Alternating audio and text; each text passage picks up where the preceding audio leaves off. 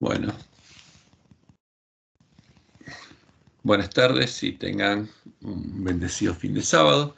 Esta tarde de sábado vamos a estudiar la lección 13, la última de este trimestre, de la lección cuyo título es El amor de Dios y su justicia. Y el título es El amor es el cumplimiento de la ley. Y antes de terminar nuestro estudio, voy a contestar una pregunta que una hermana nos hizo. Una hermana nos preguntó por qué no seguíamos día a día el folleto de lección y presentábamos otros versículos que los que presenta el folleto de lección. Y esta es la razón por la que lo hacemos. Y tenemos que decirlo, ¿no? Como Dios le mostró a Elena White, en nuestras lecciones se presenta una parte de la palabra de Dios, especialmente la que contiene las palabras de los sabios de Roma, y es usada para dar soporte a las falsas doctrinas introducidas en nuestra iglesia, a la que Jesús llama la comida y la bebida de los borrachos, que fue traída por los lobos vestidos de ovejas. Y se oculta otra parte, los claros y categóricos, así dice Jehová, que echarían a perder los planes de engaño, porque el objetivo de los lobos es engañarnos y llevarnos a adorar ¿a quién?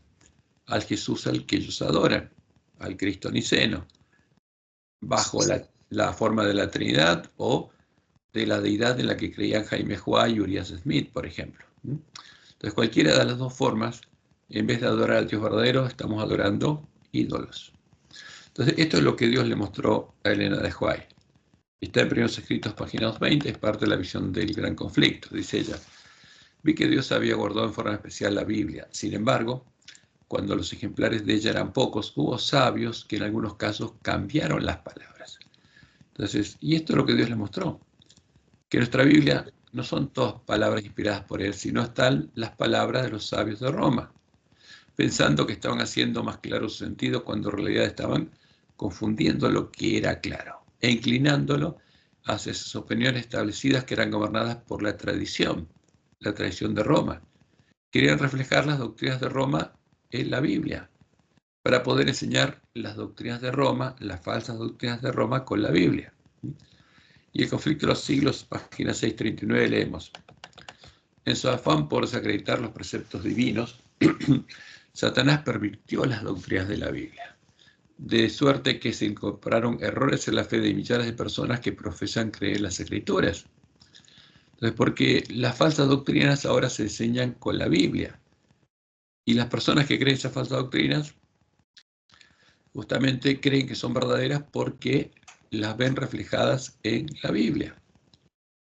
Y por eso Elena nos advierte, lo leemos en el Evangelismo, página 429, que todos debieran familiarizarse con la palabra de Dios, porque Satanás pervierte y cita erróneamente las Escrituras, porque la Biblia que tenemos no es la Biblia sin corrupción, es la Biblia corrupta. Y los hombres siguen su ejemplo, presentando una parte de la palabra de Dios a quienes desean conducir por senderos falsos y ocultan la parte que echaría a perder sus planes. Fíjense, esta es la clave. Se presenta una parte y se oculta otra.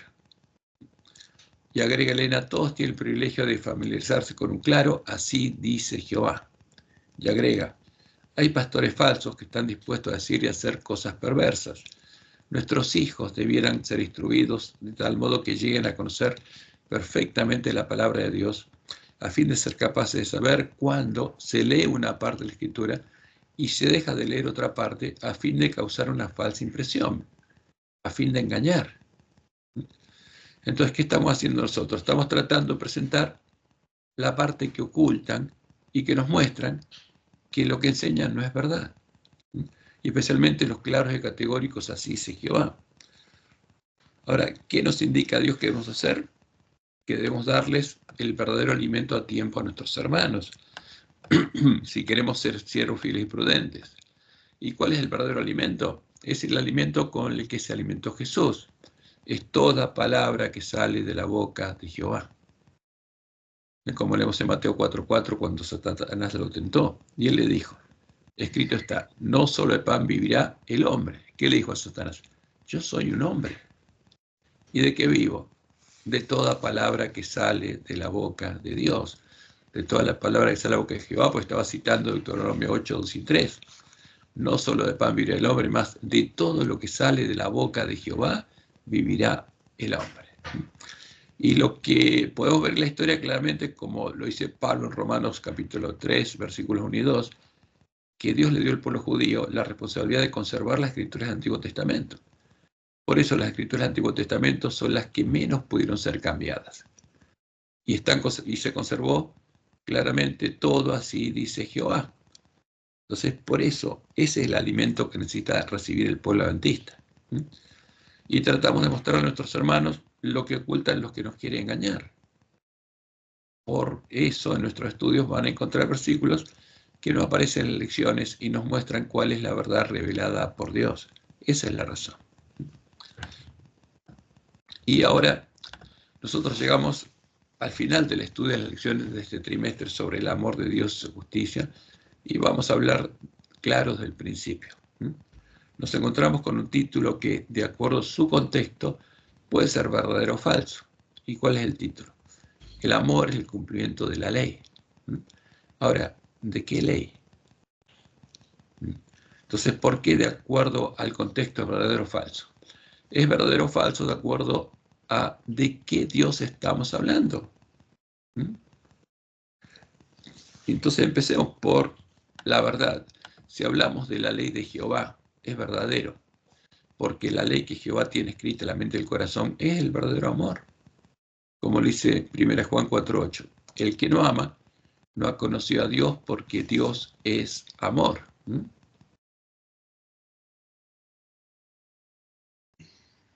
Y esa es la ley que llega a estar escrita en la mente y el corazón de todos sus hijos, como estuvo escrito en la mente y el corazón de Jesús. Porque eso es lo que Dios anunció que haría, como leemos en Jeremías 31, 33 al 34. Pero este es el pacto que haré con la casa de Israel después de aquellos días, dice Jehová. Daré mi ley en su mente y la escribiré en su corazón. Entonces, ¿qué va a escribir Dios en nuestra mente y en nuestro corazón? ¿Los 10 mandamientos de la ley moral? No. El verdadero amor. La ley que tiene escrita en su mente y su corazón. Y yo seré ellos por Dios y ellos me serán por pueblo. Y no enseñará más ninguno a su prójimo ni ninguno a su hermano diciendo conoce a Jehová, porque todos me conocerán. Y de ahí viene el pueblo que conocía a su Dios, que anunciaba la profecía. ¿Por qué? Porque conocía lo que Dios tiene escrito en la mente y el corazón, conocía el verdadero amor. Desde el más pequeño de ellos hasta el más grande, dice Jehová, porque perdonaré la maldad de ellos y no me acordaré más de su pecado. Y en Ezequiel 36, 25 al 27, lo anunció de otro modo: esparciré sobre vosotros agua limpia y seréis limpiados de todas vuestras inmundicias y de todos vuestros ídolos os limpiaré. O sea, Dios dice, personalmente va a hacer esa obra. Os daré corazón nuevo y pondré espíritu nuevo entre vosotros, o sea, un corazón nuevo y una mente nueva. Y quitaré de vuestra carne el corazón de piedra, os daré un corazón de carne. Y pondré entre vosotros mi espíritu, mi presencia, y haré que andéis en mis estatutos y guardéis mis preceptos y los pongáis por obra. Esa es la obra que Dios prometió hacer. Y si Dios la hace, justamente, solo si Dios la hace, podemos llegar a tener el amor de Dios en el corazón. Y como anunció en la ley de Moisés, en Deuteronomio 36, y circuncidará Jehová tu Dios tu corazón y el corazón de tu descendencia, para que ames a Jehová tu Dios con todo tu corazón y con toda tu alma, a fin de que vivas. ¿Por qué? Porque el que tiene el amor de Dios en el corazón puede amar, y el que no lo tiene, no. Y en Ezequiel 37 dijo Jehová, y sabréis que yo soy Jehová, cuando abra vuestros sepulcros y os saque de vuestras sepulturas, pueblo mío. Y pondré mi espíritu en vosotros y viviréis.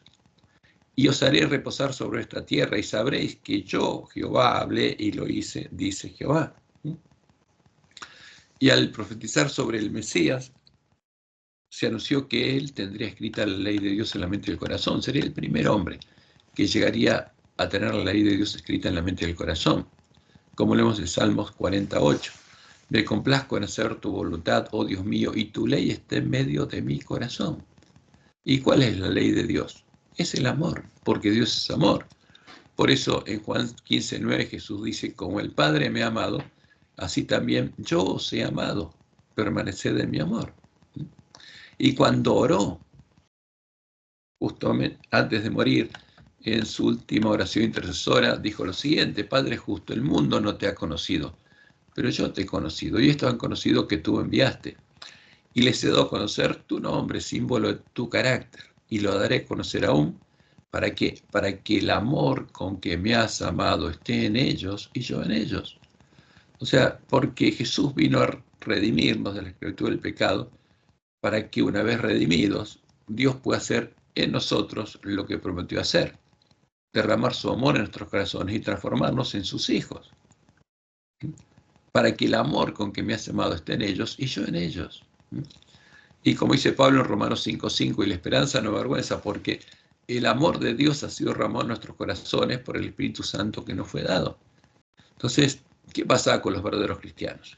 ¿Qué tenían en el corazón? El amor de Dios. ¿Podían amar? Sí, claro que sí. Como dice Pablo en Colosenses 3:14, y sobre todas estas cosas vestidos de amor, que es el vínculo perfecto. El amor es el vínculo con el que ama se relaciona con todos sus hermanos.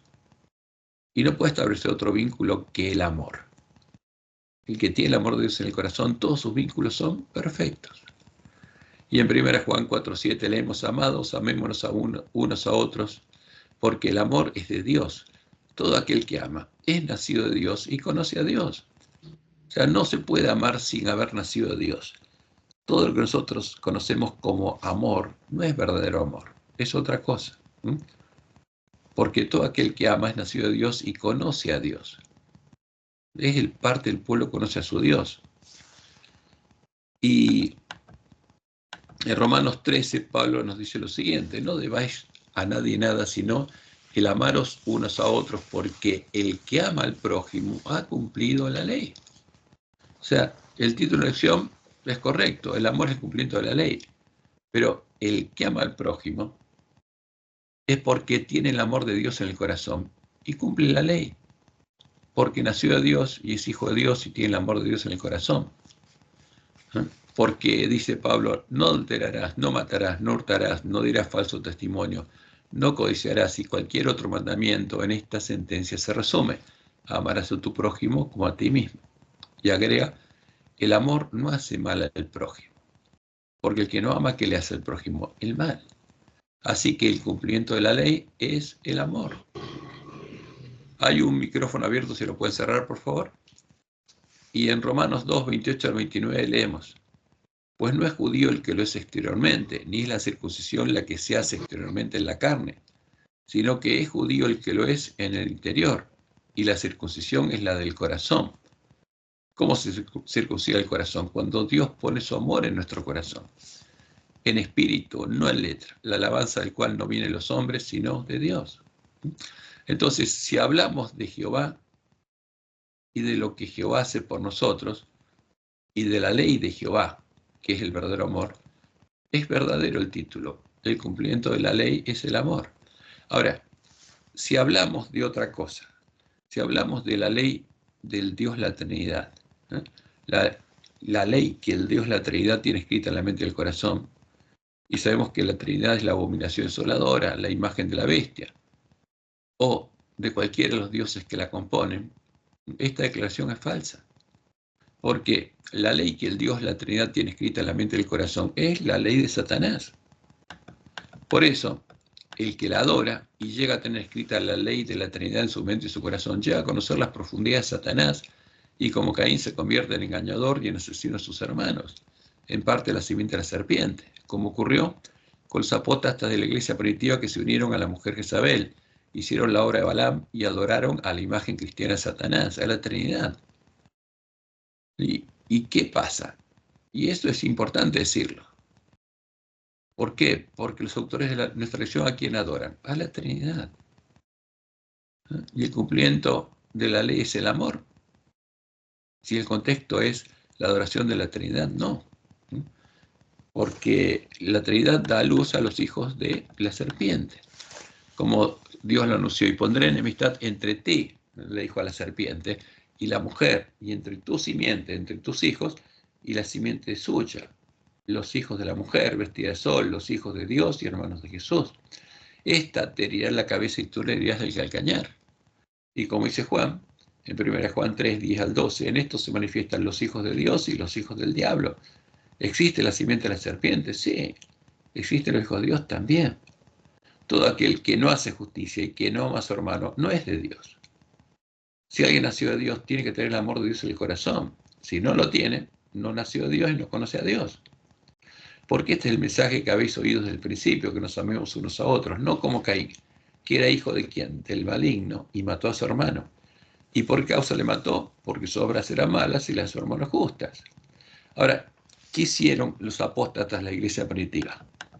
Liderados por San Damaso y San Jerónimo, que fueron los que redactaron el Edicto de Tesalónica, que puso justamente que Teodosio I el Grande firmó y puso en práctica. ¿A quién adoraban? A la Trinidad. ¿Y qué querían? Asesinar a sus hermanos, porque eran hijos del diablo. Habían llegado a conocer las profundidades de Satanás. Y este es el edicto que conocemos. Queremos que todos los pueblos profesen una religión, dijo la bestia romana. La religión que profesaban el pontífice Dámaso, porque el Papa Dámaso era sumo pontífice Jezabel, era obispo de Roma y sumo pontífice Jezabel, y el obispo de Alejandría. Y la definimos así: creemos en la divinidad única del Padre, del Hijo y del Espíritu Santo, bajo el concepto de igual majestad y de la piadosa Trinidad. O sea, la bestia romana creía en la Trinidad. Esa era la imagen de la bestia, la imagen que la bestia romana obligaba a adorar. Ordenamos que tengan nombre cristianos católicos quien siga esta norma, mientras que los demás los juzgamos dementes y locos, sobre los que pesará la infamia de la herejía. Sus lugares de reunión no recibirán el nombre de iglesia y serán objeto primero de la venganza divina, y después serán castigados por nuestra propia iniciativa que adoptaremos siguiendo la voluntad celestial. ¿La voluntad de qué Dios? De la Trinidad. Eso es lo que hay en el corazón de la Trinidad. Y como Dios le mostró a Juan, el que está detrás de la Trinidad es Satanás. Satanás, el Dios de la Trinidad, se regocijaba por la caída de tantos, y entonces incitó a la iglesia caída, a Roma, a obligar a quienes querían conservar la pureza de su religión y solo adoraban a Jehová, a que accediesen a sus ceremonias al culto de las imágenes, las definidas en la doctrina de la Trinidad, o recibiesen la muerte. Los fuegos de la persecución se encendieron nuevamente contra la verdadera iglesia de Cristo, la iglesia del desierto, y millones fueron muertos sin misericordia.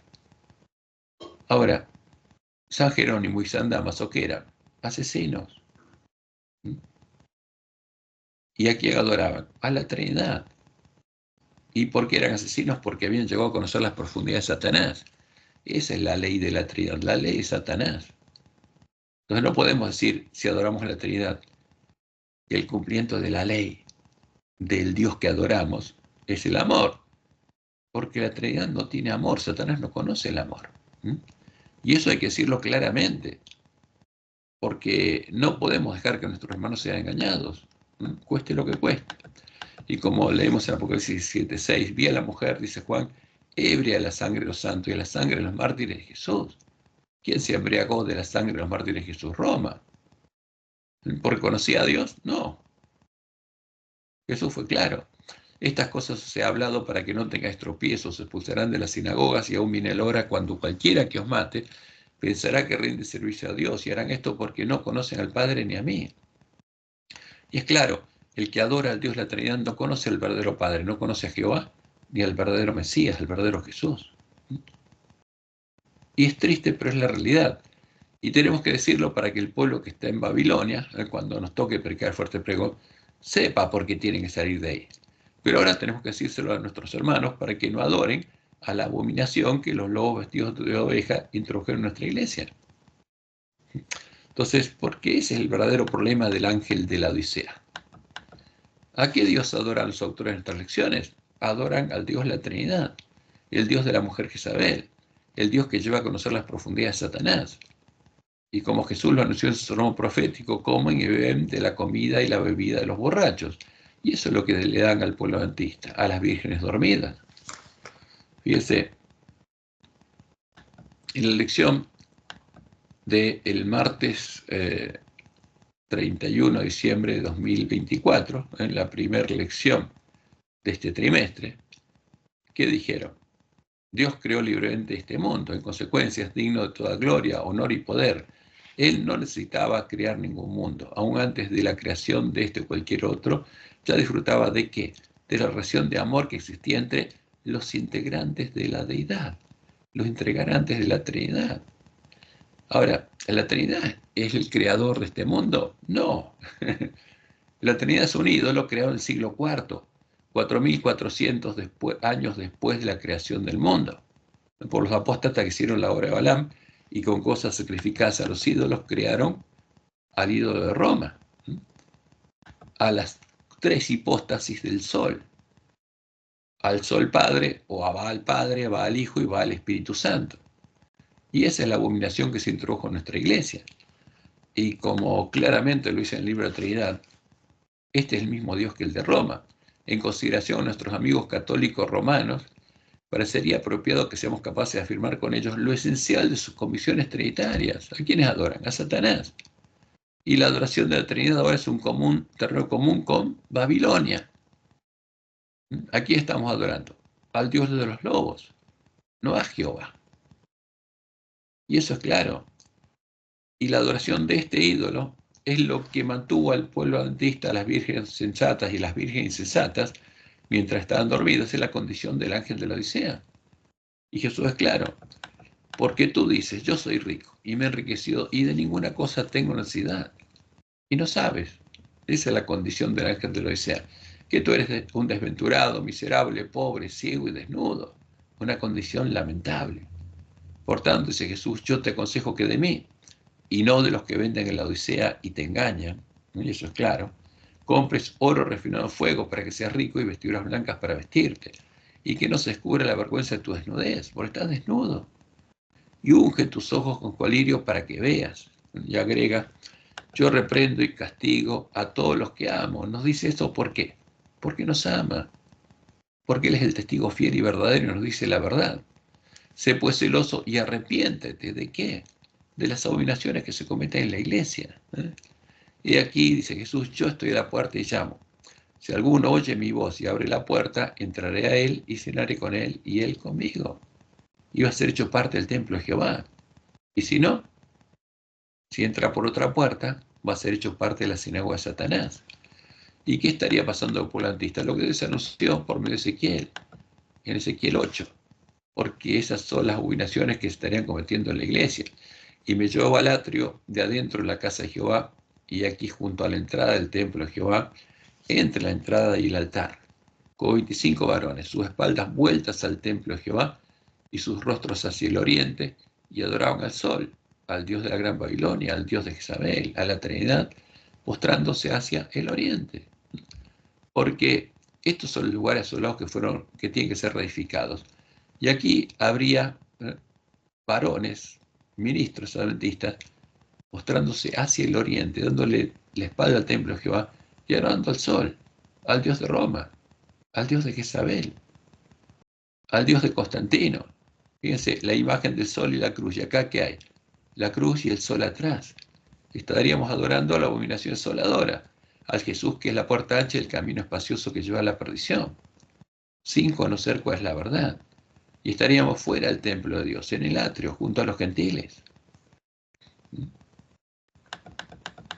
Y como dice Elena White, notemos con cuidado este punto. Aquellos que reciben la marca pura de la verdad que el Espíritu Santo estampó en ellos son los que se angustian y lloran por todas las abominaciones que se cometen en la iglesia.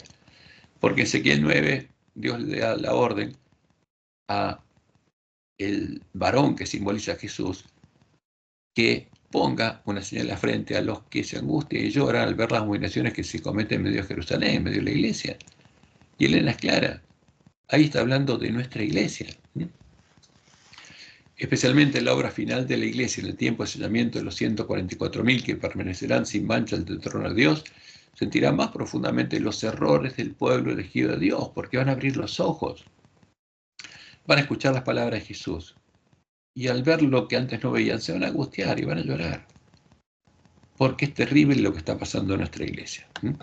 Esta condición cambiaría cuando todas las vírgenes fueran despertadas por el clamor de medianoche y hubiera iluminado el camino a la ciudad de Dios. Entonces empezarían a separarse las vírgenes sensatas que reunían sus lámparas, se alimentarían de toda palabra que sale de la boca de Jehová, vivirían y serían guiadas por la luz de sus lámparas en el camino angosto. y se separarían de las vírgenes sensatas que seguirían comprando de los lobos vestidos de oveja y de los siervos malos, y serían guiadas por ellos en el camino espacioso que lleva a la perdición. Ahora, Dios sabía esto desde el principio, lo sabía, por eso lo anunció. Y por medio de Isaías nos dijo lo siguiente: ciertamente el pueblo morará en Sión, en Jerusalén. Es la ciudad que está en la cima del monte Sión, ¿no?, que es un símbolo del reino de Dios. Nunca más llorarás, el que tiene misericordia se apiadará de ti. Al oír la voz de tu clamor te responderá. Bien que os dará el Señor pan de congoja y agua de angustia. Con todos tus maestros nunca más te serán quitados, sino que tus ojos verán a tus maestros. Porque Él nos enviaría siervos fieles que hicieran esta obra. Entonces tus oídos oirán a tus espaldas, porque estaríamos adorando el sol, y a nuestras espaldas están los lugares asolados, que tienen que ser reedificados, y ahí está el camino angosto. Entonces tus oídos oirán a tus espaldas palabra que diga: este es el camino, andad por él, porque el camino angosto está detrás nuestro, y no echéis a la mano derecha, y tampoco torzáis a la mano izquierda. Entonces profanarás la cubierta de tus esculturas, pues estaríamos adorando ídolos. Profanarás la cubierta de tus esculturas de plata y la vestidura de tus imágenes fundidas de oro. Las apartarás como trapo asqueroso. Sal fuera, les dirás. Eso tenemos que hacer con los ídolos. Entonces dará el Señor lluvia a tu sementera cuando siembres la tierra, y dará pan del fruto de la tierra. Y a la medianoche se oyó un clamor: aquí viene el esposo, salid a recibirle. Entonces todas aquellas vírgenes se levantaron y arreglaron sus lámparas. Y ahí Dios nos manda al profeta Elías para que veamos cuál es la diferencia entre la verdad y la mentira. Y acercándose Elías a todo el pueblo, dijo: ¿hasta cuándo claudicaréis vosotros entre dos pensamientos? Si Jehová es Dios, seguidle, y si Baal, si el Dios es Jezabel, si la Trinidad, id en pos de él. Porque Jehová y la Trinidad no tienen nada que ver, son cosas distintas. La Trinidad es un ídolo, definido en el dogma de la Trinidad por la mujer Jezabel. Pero Jehová es el verdadero Dios y el verdadero creador. Y ahí el pueblo adventista vería el camino a la ciudad de Dios iluminado en el santuario, en el reino de Dios.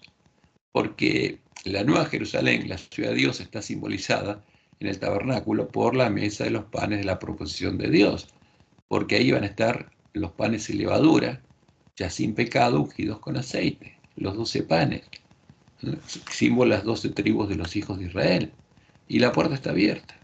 Desde el momento en que Jehová cargó nuestros pecados sobre su cordero, y Él murió tomando nuestro lugar en el reino del pecado y la muerte, en medio de la gran ciudad que se llama Babilonia, Sodoma de Egipto, se abrieron las puertas de la cárcel, para nosotros podamos salir de la cárcel y entrar al reino del templo de Dios.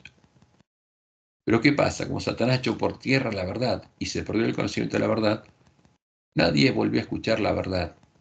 Y de ese modo Satanás dejó esclavos el reino del pecado y la muerte a los hombres nuevamente. ¿Hasta qué? Hasta que recuperáramos el conocimiento de la verdad y pudiéramos salir de la cárcel y entrar al reino de Dios por la puerta abierta y recorrer el camino angosto que lleva a la vida. Y eso es lo que Dios le mostró a Juan, que veríamos cuando fuéramos despertados. Mi primera visión, dice ella. Como Dios me ha mostrado el camino angosto que el pueblo adventista ha de recorrer en viaje a la santa ciudad, porque el camino angosto termina en la ciudad de Dios. Alcé los ojos y vi un sendero recto y angosto trazado muy por encima del mundo. El pueblo adventista andaba por ese sendero en dirección a la ciudad que se veía en su último extremo. En el comienzo del sendero, detrás de los que ya andaban, porque no todos van a recorrer ese camino, había una brillante luz que, según me dijo un ángel, era el clamor de medianoche, que despierta a las vírgenes dormidas. Esta luz brillaba a todo lo largo del sendero y alumbraba los pies de los caminantes para que no tropezaran. Y es claro que para recorrer el camino angosto hay que darle la espalda al sol, a los dioses de la Gran Babilonia. Entonces, cada uno de nosotros debería tomar una decisión consciente sobre a quién adoraría. Si adoraría a Jehová o adoraría a Baal. Y esa decisión es la que definiría nuestro destino eterno y empezaría a separar el trigo, los hijos de Dios, de la cizaña, los hijos del diablo, en nuestra iglesia, como Dios le mostró a Joel la visión del zarandeo. Y esto es importante que lo veamos porque es como Dios nos advirtió lo que pasaría el tiempo de nuestro predesellamiento. Primeros Escritos, páginas 269 y 270. Dice Elena, vi que algunos con fe robusta y gritos acongojados clamaban ante Dios, como Guillermo Vilés en su sueño profético. Estaban pálidos y sus rostros demostraban la profunda ansiedad resultante de su lucha interna. Gruesas gotas de sudor bañaban su frente, pero con todo su aspecto manifestaba firmeza y gravedad. De cuando en cuando brillaba en sus semblantes la señal de la aprobación de Dios, y después volvían a quedar en severa, grave y anhelante actitud. Los ángeles malos los rodeaban. ¿Dónde estaban estos hermanos adventistas? Está hablando de nosotros, en la iglesia. Adventista el séptimo día. ¿Y qué habría en nuestra iglesia? Ángeles malos. Estaría lleno. ¿Por qué? Porque vinieron con los lobos vestidos de ovejas y también estarían junto a los siervos malos. ¿Y qué estarían haciendo los ángeles malos? Tratando de a nosotros, a cada uno de nosotros, justamente hacernos parte de su habitación. Los ángeles malos los rodeaban, los espíritus de demonios que estarían en nuestra iglesia, oprimiéndolos con tinieblas para ocultarles la vista de Jesús, ocultarles a quien, al santo, al verdadero Jesús, y para que sus ojos se fijaran en la oscuridad que los rodeaba, a fin de inducirlos a desconfiar de Dios y murmurar contra Él. ¿Por qué había oscuridad? Porque tinieblas cubrían la tierra hasta el pueblo de Dios y oscuridad las naciones. Su única salvaguardia, dice Elena, consistía en mantener los ojos alzados al cielo, pues los ángeles de Dios estaban encargados del pueblo escogido, y mientras que la ponzoñosa atmósfera de los malos ángeles circundaba y oprimía las ansiosas almas, los ángeles celestiales batían sin cesar las alas simbólicamente para disipar las densas tinieblas. Las tinieblas que hay en nuestra iglesia, porque en nuestra iglesia hay tinieblas. De cuando en cuando, dice ella, Jesús envió un rayo de luz a los que angustiosamente oraban para iluminar su rostro y alentar su corazón. Y vio algo triste, y se vi que algunos no participaban de esta obra de acongojada demanda, y estos que no se preocupaban son las vírgenes insensatas, sino que se mostraban indiferentes y negligentes, sin cuidarse de resistir a las tinieblas que los envolvían, y éstas los encerraban como una nube densa. ¿Qué pasó? Quedaron en manos de los espíritus de demonios, que los atraparon. Los ángeles de Dios se apartaron de ellos y acudieron a auxilio de los que anhelosamente oraban. Y esto donde ocurre en nuestra iglesia. Vi ángeles de Dios que se apresuraban a auxiliar a cuantos se empeñaban en resistir con toda su fuerza a los ángeles malos, que actuaban con los siervos malos y procuraban ayudarse a sí mismos, invocando perseverantemente a Dios. Pero nada hicieron, fíjese, esto es triste, nada hicieron sus ángeles por quienes no procuraban ayudarse a sí mismos y los perdí de vista. ¿Qué pasó? Los espíritus demonios los atraparon y solo las vírgenes santas pudieron seguir adelante en el camino angosto. Y los otros fueron hechos parte de la sinagoga de Satanás. Y dice Elena, pregunté cuál era el significado del zarandeo que yo había visto y se me mostró que lo motivaría el testimonio directo que exige el consejo que el testigo fiel dio a la iglesia de la Odisea. Ahora, el mensaje de Elías, predicado en forma directa al ángel de la Odisea, para que sepa por qué Jesús le dice lo que le dice.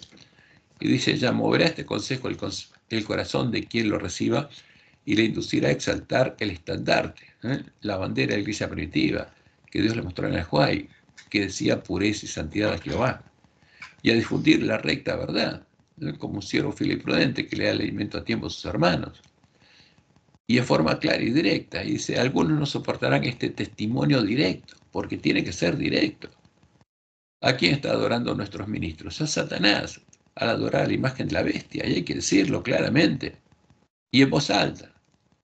Algunos no soportarán este testimonio directo, sino que se levantarán contra él, y esto es lo que causará un zarandeo en el pueblo de Dios. Vi que el testimonio del testigo fiel había sido escuchado tan solo a medias. El solemne testimonio del cual depende el destino de la iglesia, dice Elena, se tuvo en poca estima cuando no se lo menospreció por completo. Ese testimonio ha de mover a profundo arrepentimiento. Porque cuando el ángel de la Odisea se dé cuenta que está adorando a Satanás, ¿qué va a hacer? Tiene que arrepentirse y tiene que clamar a Dios. Todos los que lo reciban sinceramente lo obedecerán y quedarán purificados. Esa es la promesa de Dios.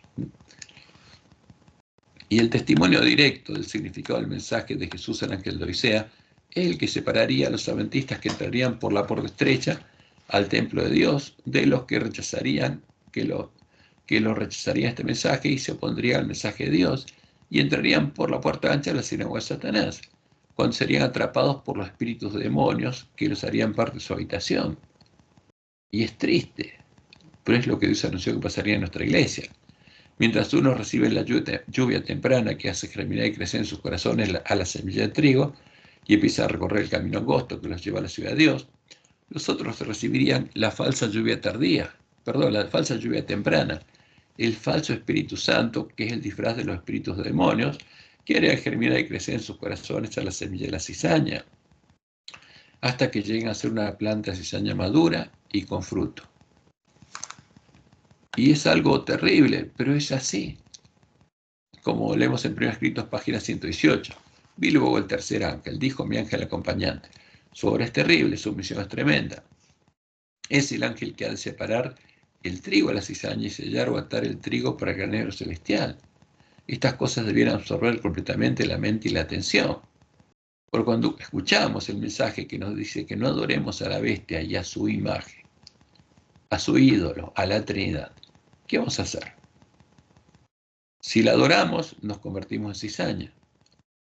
Y si buscamos, encontramos la puerta estrecha, adoramos solamente al Dios verdadero y conocemos al Santo, al verdadero Jesús, vamos a convertirnos en plantas de trigo. Y por eso, para nosotros, los adventistas del séptimo día, este es un mensaje de vida y muerte y debemos presentarlo con toda su fuerza notable, como Dios le mostró en el juez. Y dice Elena, como pueblos nos encontramos en peligro de dar el mensaje del tercer ángel de una manera tan indefinida que no impresione a la gente. La gente tiene que saber que su vida depende de este mensaje. Nuestro mensaje es un mensaje, dice Elena, de vida y muerte. Y debemos permitir que este mensaje aparezca como es, el gran poder de Dios. Entonces el Señor lo hará eficaz. Hemos de presentarlo con toda su fuerza notable. Si el que adora la imagen de la bestia adora a Satanás y los demonios, tenemos que decirlo. Si la imagen de la bestia es el Dios de la Trinidad, tenemos que decirlo. ¿Por qué? Porque nuestros hermanos fueron engañados y están adorando a Satanás y a los demonios y no lo saben y tienen que saberlo. Y vamos a seguir con algo importante para nosotros, que son los 10 mandamientos y la ley de amor. ¿Son lo mismo? No, no son lo mismo. Los 10 mandamientos tienen dos partes. Primero, los 4 primeros mandamientos tienen relación con el amor a Jehová y son abiertamente violados por los que adoran al Dios de Jezabel, a la Trinidad. Y hay que decirlo, porque en este momento el pueblo adventista, cuando va a la iglesia a adorar a la Trinidad, viola abiertamente los 4 primeros mandamientos de la ley de Dios.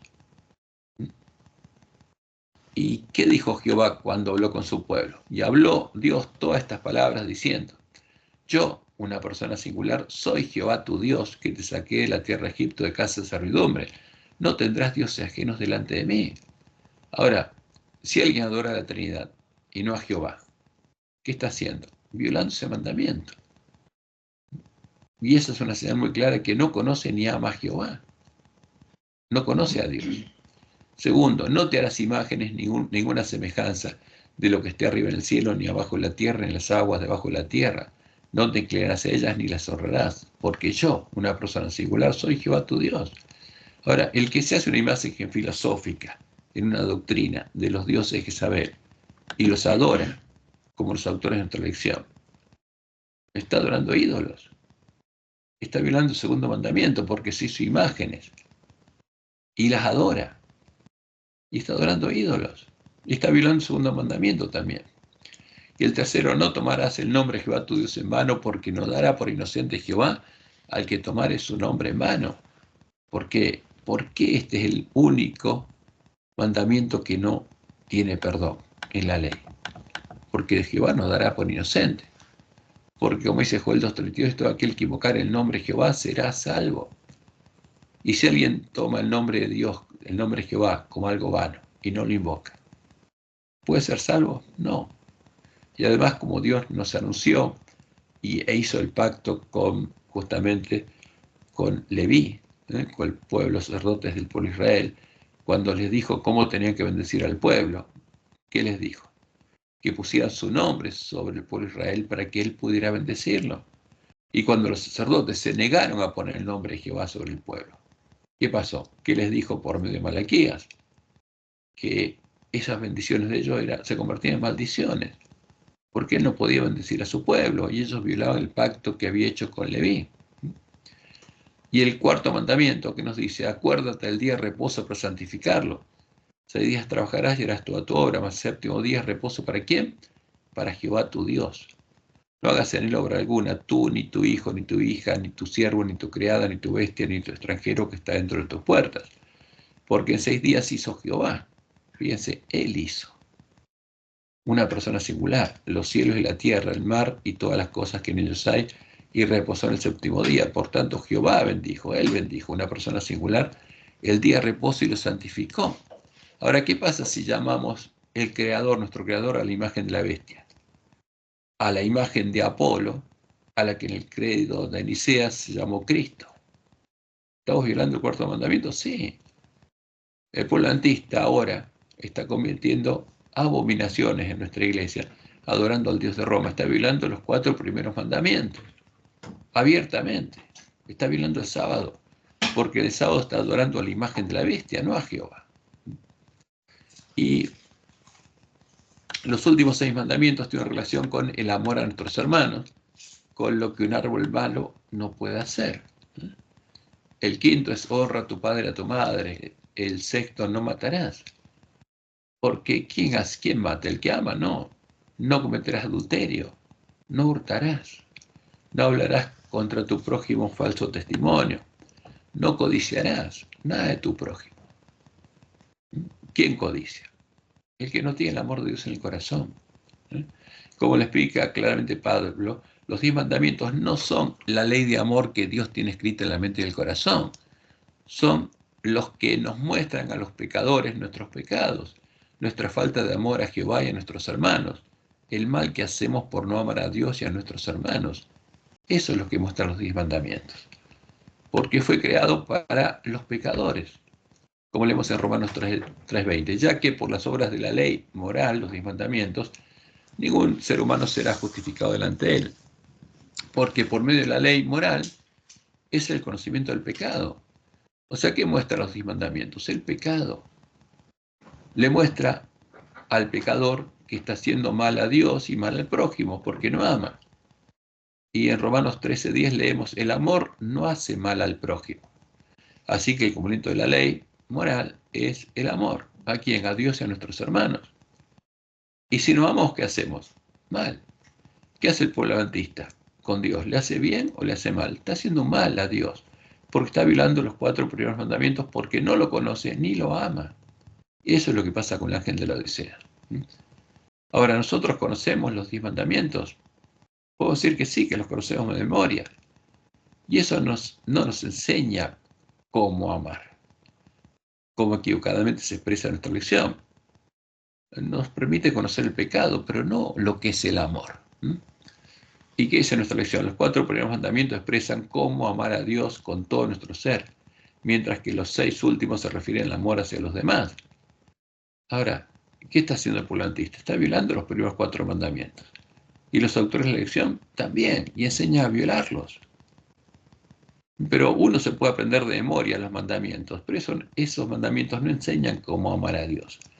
Porque la única forma de amar verdaderamente a Dios es tener el amor de Dios en nuestros corazones.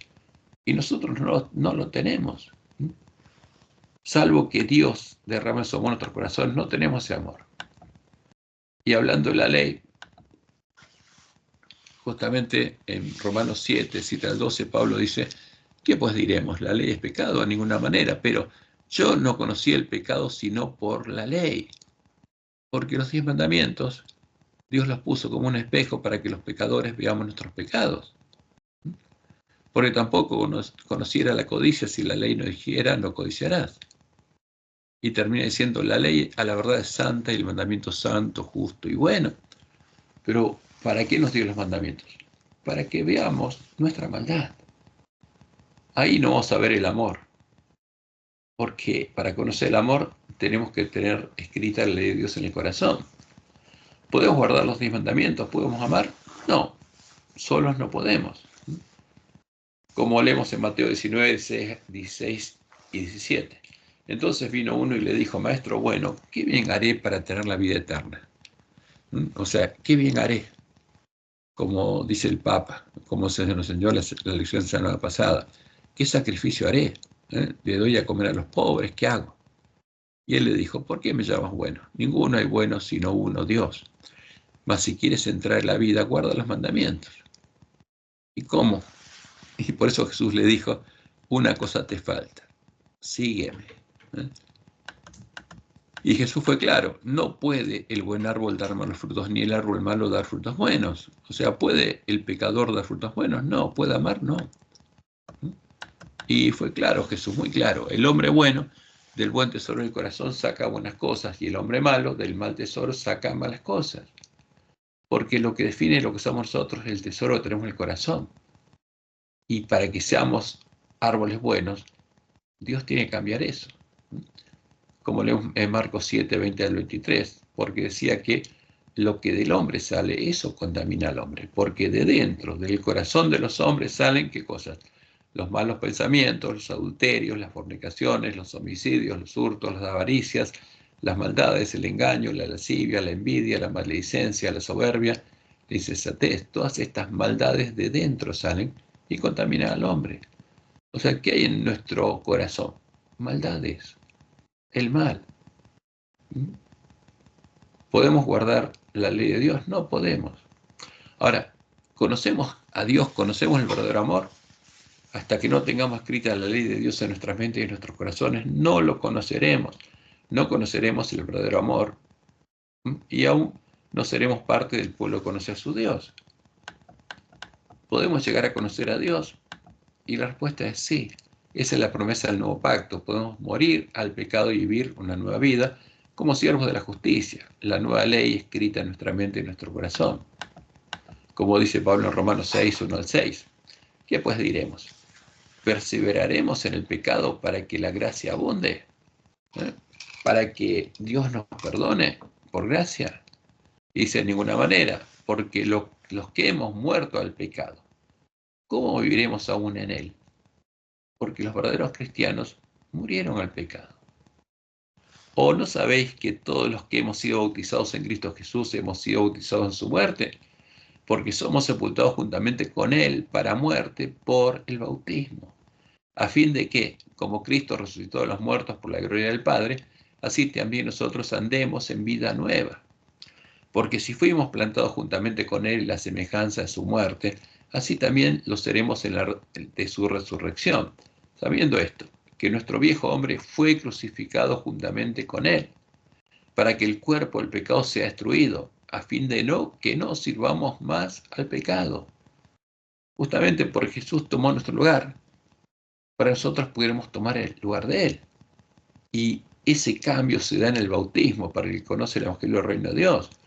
Porque cuando es sepultado en las aguas, es para muerte a la vieja vida y nacer una nueva vida, nacer como hijo de Dios.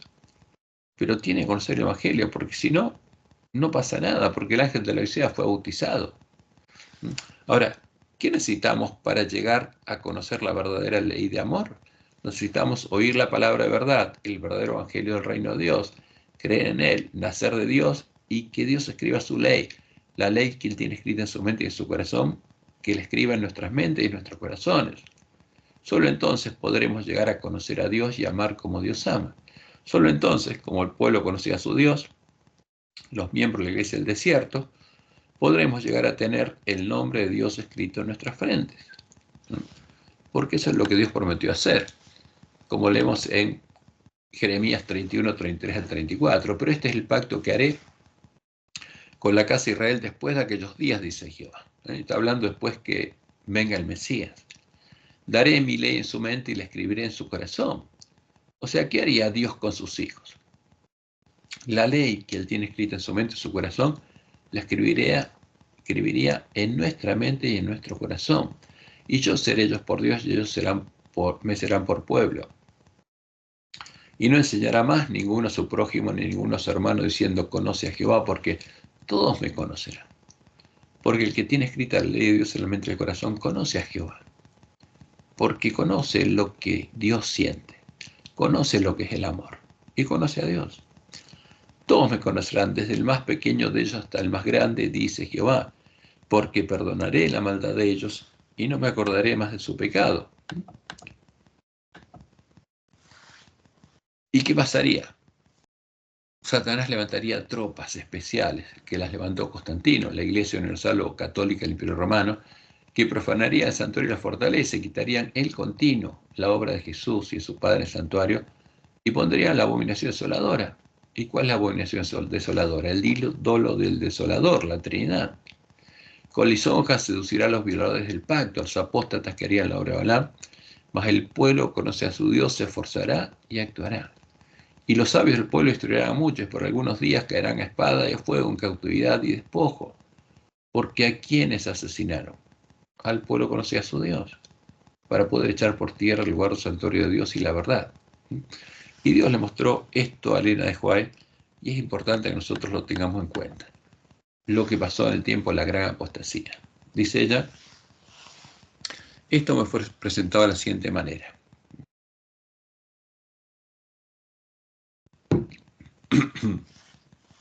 Una gran compañía de idólatras paganos llevaba una bandera negra, sobre la cual se veían, ¿qué cosa? Imágenes, figuras del sol, la luna y las estrellas, los dioses de los paganos. Esta compañía parecía feroz y airada. Se mostró luego otra compañía que llevaba una bandera de un blanco puro, sobre la cual estaba escrito pureza y santidad a Jehová. Y esto es muy importante para nosotros porque esta es la bandera de la iglesia primitiva. Esta es la bandera que Dios nos dio. Es la que tenemos que elevar. Sus rostros se distinguían por su firmeza y una resignación celestial. Vi a los paganos idólatras acercárseles y hubo una gran matanza. Esta es la última matanza del periodo de Esmirna. Los cristianos aparecieron delante de ellos y sin embargo la compañía cristiana enderechó sus filas y sostuvo con más firmeza la bandera. Al caer muchos, otros se reunían alrededor de la bandera y ocupaban sus lugares. Y ahora Satanás cambia de opinión y vamos a otro periodo.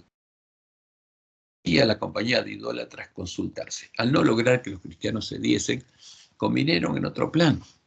Los vi arrear su bandera y acercarse luego a aquella firme compañía de cristianos y hacerles propuestas. Al principio estas fueron rechazadas de plano. Luego vi a la compañía cristiana consultarse. Algunos dijeron que arriarían la bandera. ¿Qué harían? Negarían a su Dios. Aceptarían las propuestas y salvarían la vida. Y al fin cobrarían fuerza para enarbolar la bandera entre los paganos. No obstante, unos pocos no quisieron acceder a este plan, sino que con firmeza prefirieron morir sosteniendo la bandera antes que arriarla. Entonces vi a muchos que arriaban la bandera y se unían con los paganos, pero los que permanecían firmes la recogían y la enarbolaban. Y ahí la iglesia cristiana se dividió en dos: los que se unieron a la mujer Jezabel y los que siguieron siendo parte de la iglesia del desierto y elevando a la bandera un blanco puro que decía pureza y santidad a Jehová. Y ahora viene el periodo de Tiatira. Vi que constantemente había personas que abandonaban la compañía de aquellos que llevaban la bandera pura y se unían con los paganos bajo la bandera negra. ¿Qué elevaron los paganos? La misma bandera. ¿Dejaron ser paganos? No. Pero ahora, ¿cómo la disfrazaron? De la Trinidad. Para perseguir a los que llevaban la blanca, la bandera que decía pureza y santidad a Jehová. Muchos eran muertos y sin embargo la bandera blanca se mantenía en alto y otros creyentes eran suscitados para reunirse alrededor de ella. ¿Hasta cuándo Dios sostuvo su iglesia en el desierto? Hasta fines del siglo XIII. ¿Y qué es la Trinidad? Y claramente es la bandera negra de los paganos, de los que adoran a Satanás y a los demonios. Y eso es claro, no se puede negar. Como Dios le mostró a Nahuay, la bandera de Satanás, la Trinidad, sería introducida en nuestra iglesia mientras las vírgenes durmieran, cuando fuera sembrada la semilla de la cizaña. Y como ella lo dijo en 1903, dice, una cosa es cierta, los adventistas del séptimo día que adoptan su posición bajo la bandera de Satanás, la Trinidad, Primero abandonarán su fe en las advertencias y reproches contenidos en los testimonios del Espíritu de Dios. Y la prueba por la que pasó el pueblo de la iglesia primitiva es la misma prueba por la que debemos pasar nosotros al comenzar el tiempo de angustia, cuando Dios empieza a soltar los vientos retenidos hasta que su pueblo se hace llevar la frente. Y Jesús fue claro. ¿Qué va a haber? ¿Va a haber mártires? Sí. Mateo 24, 9 al 10. Entonces os entregarán a tribulación y os matarán, y seréis aborrecidos de todas las gentes por causa de mi nombre. ¿Por qué? Porque los verdaderos cristianos, como los miembros de la iglesia primitiva, van a elevar la bandera de un blanco puro que dice pureza y santidad de Jehová, y van a dar testimonio muy claro diciendo que el verdadero Jesús es Jehová, no es un Dios hijo. Es el Dios fuerte, el Padre eterno, como dice Isaías 9:6, que se hizo hombre para redimirnos, por amor y para manifestar su justicia. ¿Y qué va a pasar? Muchos tropezarán entonces. ¿Quién es la Virgen insensata? Los impíos, que actuarán impíamente, ninguno de ellos comprenderá, y se entregarán unos a otros. Los impíos, ¿qué van a hacer? Van a perseguir y entregar a sus hermanos, y unos a otros se aborrecerán. ¿Van a aborrecer a quién? A los sellados. ¿Quiénes podrán soportar esta prueba? Solo los adventistas que hayan recibido el sello de Dios y reciban la lluvia tardía, como Dios le mostró en el Juay, en Primeros Escritos, página 32 al 34. Y al empezar el tiempo de angustia, fuimos henchidos del Espíritu Santo cuando salimos, porque hasta ese momento los siervos fieles estuvieron dándoles alimento a tiempos hermanos. Y salen ahora, ¿a qué? A proclamar más plenamente el sábado, el Evangelio del Reino de Dios. ¿Y qué dice Elena? Esto enfureció a las otras iglesias y a los adventistas nominales, los adventistas que no recibieron el sello de Dios y que son la cosecha cizaña de Satanás. Y van a ser los peores enemigos de sus antiguos hermanos, pues no podían refutar la verdad sabática, el Evangelio del Reino de Dios. Y entonces todos los escogidos de Dios, comprendiendo claramente que poseíamos la verdad, salieron y sufrieron la persecución con nosotros. ¿Y qué va a pasar en el tiempo de angustia? Se va a repetir lo que pasó con la bestia romana, y se le permitió infundir aliento a la imagen de la bestia, el dios de la bestia, para que la imagen, Satanás, el dios de la Gran Babilonia, hablase e hiciese matar a todo el que no la adorase, como lo hizo la bestia romana con el edicto de Tesalónica, y hacía que a todos, pequeños y grandes, ricos y pobres, libres y esclavos, se les pusiese una marca en la mano derecha o en la frente, y que ninguno pudiese comprar ni vender, sino el que tuviese la marca o el nombre de la bestia o el número de su nombre. Y aquí hay sabiduría. De vuelta el micrófono abierto, se lo puede cerrar. Aquí hay sabiduría. El que tiene entendimiento cuente el número de la bestia, pues es número de hombre. El número de hombre es 6 y su número es 666. Y esto es muy claro. El número de su nombre, que es la Trinidad, el nombre de la imagen de la bestia, es 666 porque la imagen de la bestia está formada por 3 imágenes de hombre. Y ahí está la imagen de la bestia. La imagen en la que adora la bestia está adorando al pueblo adventista. Son 3 imágenes de hombre, las 3 hipóstasis del sol. Y es lo mismo que los dioses paganos, que tenían imágenes de hombres. Y es ahora el tiempo de nuestro apresuramiento, en el que debemos decidir si vamos a elevar la bandera de la iglesia primitiva, la bandera de un blanco puro con la inscripción pureza y santidad de Jehová, o si vamos a elevar la bandera de Satanás, la bandera de los paganos con las imágenes de sus dioses, la Trinidad. Si no nos preparamos ahora, al comenzar el tiempo de angustia, ya será demasiado tarde para ser salvos, porque este es el tiempo de nuestra salvación. Y eso es muy claro. Como Jesús lo anunció, vino el esposo y las que estaban preparadas, las que recorrieron el camino angosto y llegaron a la ciudad de Dios, entraron con él en las bodas y se cerró la puerta. Después vinieron también las otras vírgenes, las insensatas, diciendo, Señor, Señor, ábrenos. Mas él respondiendo dijo, de cierto os digo que no os conozco, no las conozco. ¿Y las vírgenes las conocían a él? No. ¿Por qué? No lo buscaron ni lo encontraron. Estaba adorando a otro Jesús.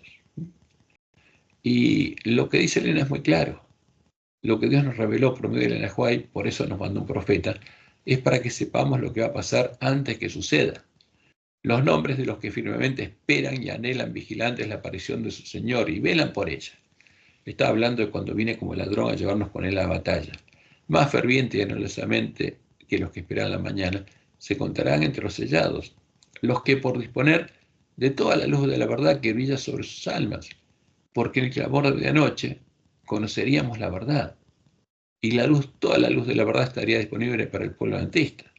Los que poder disponer de toda la luz de la verdad que brilla sobre sus almas, debieran obrar de acuerdo con la fe que profesan, pero son hechizados por el pecado, albergan ídolos en su corazón, corrompen sus almas delante de Dios y mancillan a los que se unen con ellos en el pecado. Sus nombres serán borrados del libro de la vida y serán dejados en la oscuridad de la medianoche, sin aceite en sus vasijas, juntamente con sus lámparas. Está hablando Elena de las vírgenes insensatas. Y también el conflicto de los siglos, página 44-41, asocia lo que dice Pablo en 2 Tesalonicenses 2:12 con nosotros. Cuando los que no creen a la verdad, sino que se complacen en la injusticia. Porque para no creer en la verdad tienen que oír la verdad. Y la rechazan. Y se complacen en la injusticia. Sean dejados para sufrir tremendo desengaño y para que crean a la mentira. Entonces la luz de la verdad brillará sobre todos aquellos cuyos corazones estén abiertos para recibirla, y todos los hijos del Señor que quedaren en Babilonia oirán el llamamiento: salid de ella, pueblo mío. Porque las vírgenes sensatas son dejadas ¿en qué? Las insensatas. En manos de los espíritus de demonios, en manos de Satanás. Es la cosecha de Satanás. Y ahora el pueblo que está en Babilonia escucha el llamamiento: salid de ella, pueblo mío. Y ahí ese va a ser el tiempo de los juicios destructores de Dios. Dice Elena, ojalá que la gente conociese el tiempo de su visitación. Hay muchos que todavía no han escuchado la verdad probatoria para este tiempo. Hay muchos con quienes el Espíritu de Dios está batallando. El tiempo de los juicios destructores de Dios, en las 4 primeras trompetas, es el tiempo de misericordia para los que no habían tenido oportunidad hasta ese momento de enterarse de la verdad. El Señor los contemplará con ternura y conmoverá su corazón de misericordia. Su mano todavía permanece extendida para salvar, mientras la puerta se ha cerrado. ¿Para quién? Para las vírgenes insensatas, para los que fueron llamados y no quisieron entrar. Porque en este tiempo todo el pueblo adventista va a oír la verdad y va a haber iluminado el camino hacia Dios. Este es el tiempo en el que necesitamos alimentarnos de toda palabra que sale de la boca de Jehová y guardarlas en nuestro corazón para no pecar contra Jehová, llegar a conocer la verdad y ver iluminado el camino hacia Dios, como dice el Salmo 119:11. En mi corazón he guardado tus dichos para no pecar contra ti. Ahora, si yo no guardo en mi corazón los claros y categóricos, así se dice Jehová, que nos muestran que la Trinidad es un ídolo, y adoro la Trinidad, ¿qué estoy haciendo? Pecando contra Jehová. Y en Salmo 119-160 nos dice que la suma de tu palabra es verdad. Si queremos conocer la verdad, tenemos que tener en cuenta toda palabra que sale de la boca de Jehová. La suma de tu palabra es verdad, y eterno es todo juicio de tu justicia. Cada juicio de Dios no cambia. Cuando Jehová dice algo, eso no va a cambiar nunca.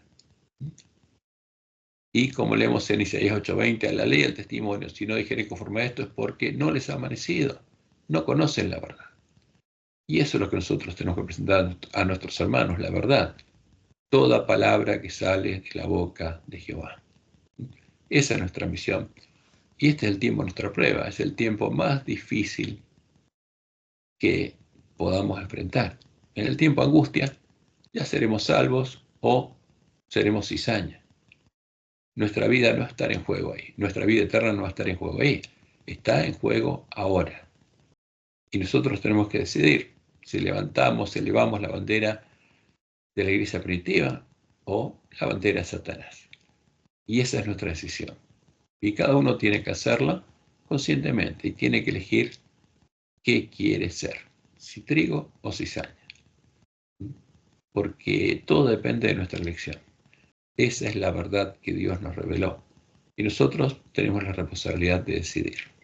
Que Jehová te bendiga y te guarde y te guíe a toda verdad, y que puedas llegar a ser una planta de trigo que vaya con Jesús a la batalla. Y todos tenemos que desear eso y pedirle a Dios que nos dé sabiduría para no apartarnos de su camino y poder recibir su bendición y llegar a conocerlo como Jesús como los miembros de la iglesia primitiva que fueron martirizados por ser el pueblo que conocía a su Dios. Que Jehová te bendiga y te guarde y te guíe a toda verdad, y que tengas un bendecido fin de sábado y un bendecido próximo trimestre, donde vamos a estudiar la nueva lección, y que podamos estar todos preparados cuando Jesús venga a buscarnos como ladrón en la noche.